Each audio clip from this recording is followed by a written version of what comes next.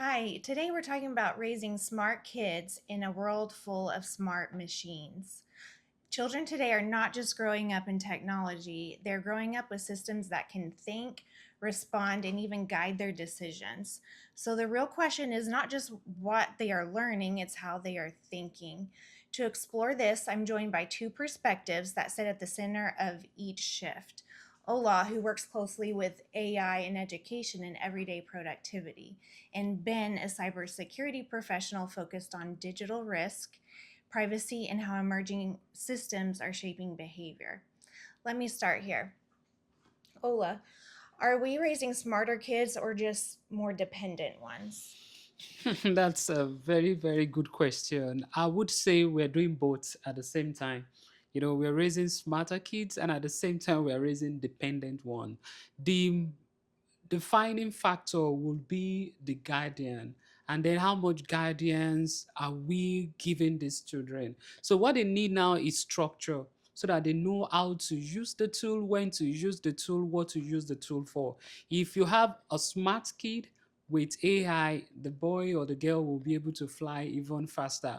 But if you have a lazy, a more dependent one, and with AI, you see such a kid trying to, leverage AI for even one plus one or the simplest of things. So again, the structure is the most important thing, and that's where the parents will need to step up, and the teachers. So then teach them what AI literacy is all about, what they can use it for, and also the guardrails, when to, what to use it for, and how to use it. Yeah, that's very important. So, Ben, how are children actually using AI today? Not what we assume, but what is really happening in the real world. It seems like Ola mentioned, it's all about education, Mhm. literacy.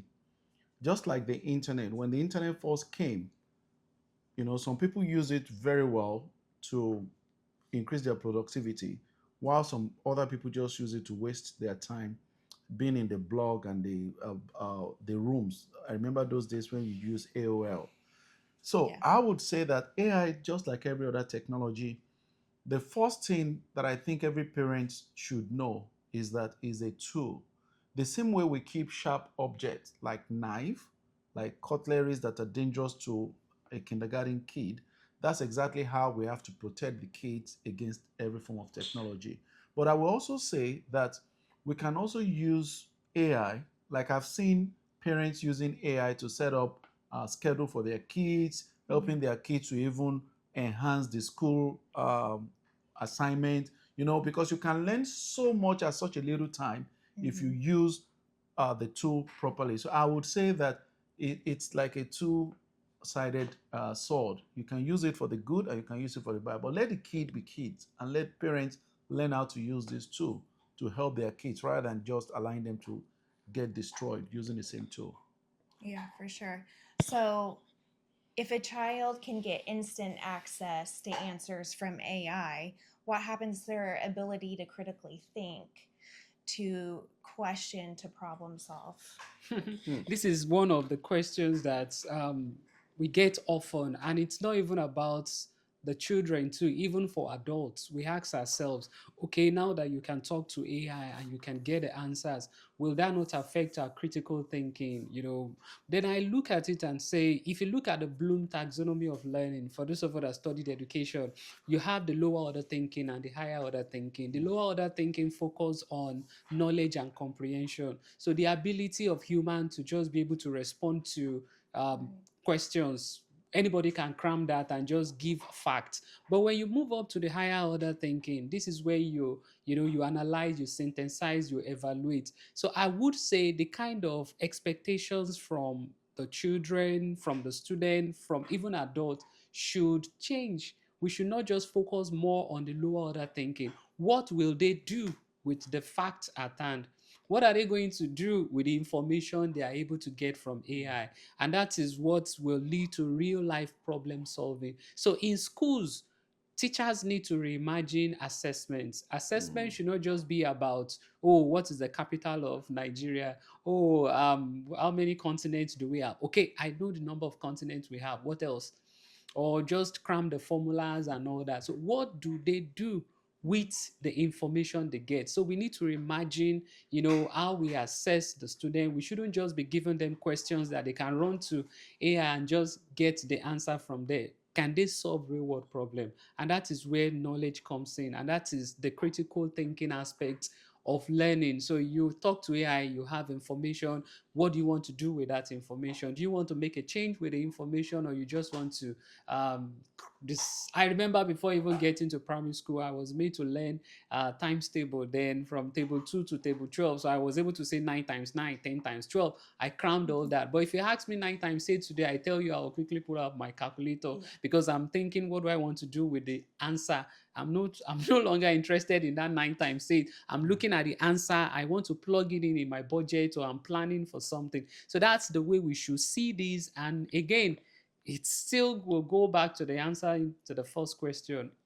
Let people guide the students how to better use these tools. Yes. Mm. Critical thinking is definitely important. So, Mm. Ben, what are kids unknowingly exposing themselves to when they use these AI tools? Right now, it's becoming much more dangerous to expose any form of information about our children online. The reason is that the AI model uses data to train and for retraining purposes. Um, I don't know if you've also checked things happening in Japan, in South Korea, where kids are becoming so overloaded with information because of the use of AI, and it's affecting their relationship in the real world.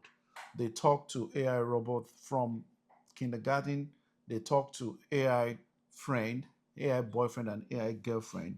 And also, the place of extortion, like child pornography, is becoming so enhanced with the use of AI, especially now that you can generate all these images without even having the real, with just a single photo. You can generate a child pornographic photo, right, and use it in motion picture.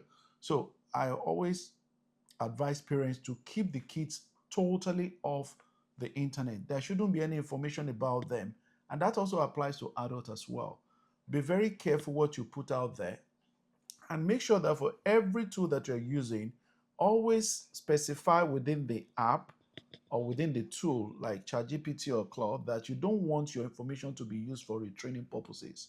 Because if you don't declare that, every time you put in an input on those the chat prompt, especially the LLMs, they are used. The content that you are putting in right there will be used to retrain the AI. So if you put an information about your child, or my child is having a teething problem, you put the name there, you put the med that is using, you put the doctor's name, you are just exposing that child unnecessarily to uh, the evil of this world. Unfortunately, that's the way it is. So we should be very careful what we put out there to protect the kids.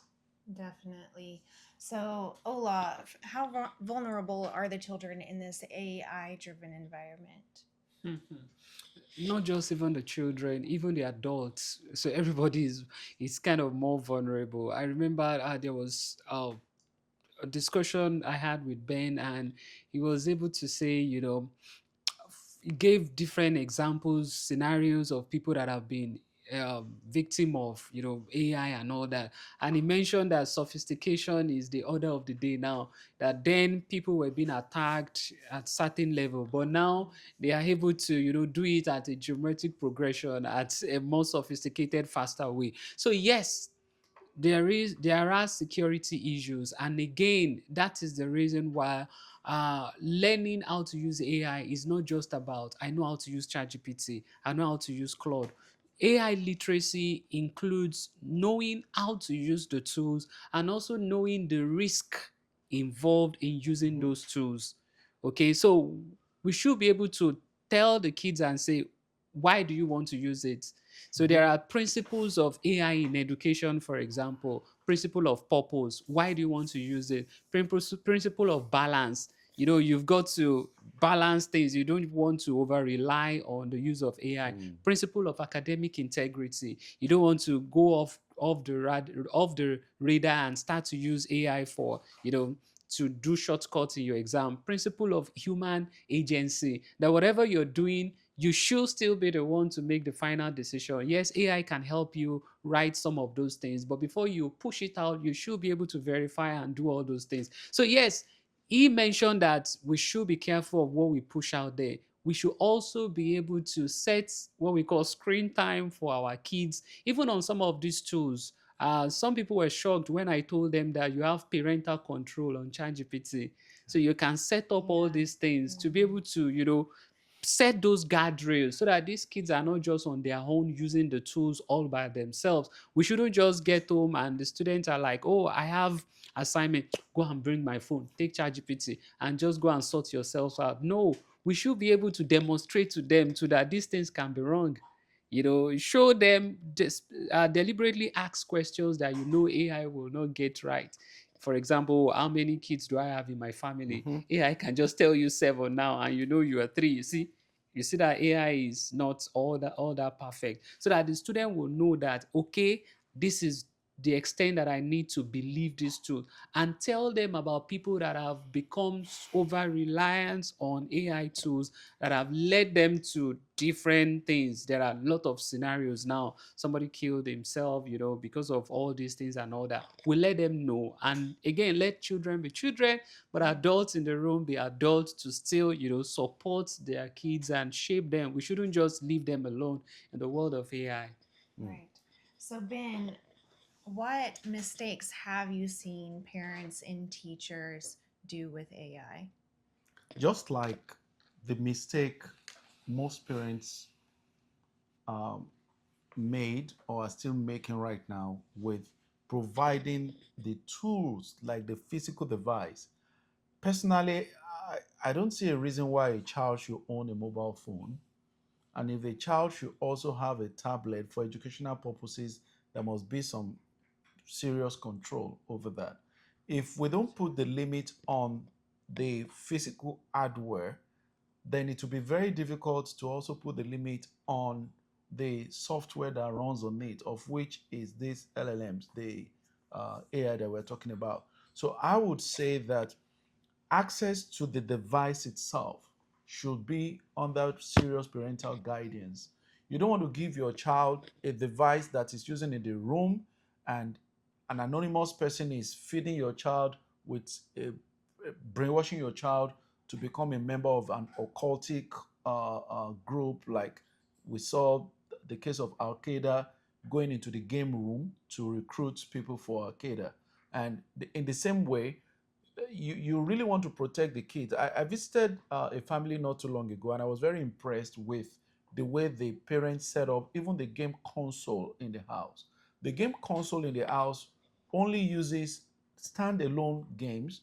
The kids cannot play with any other person online.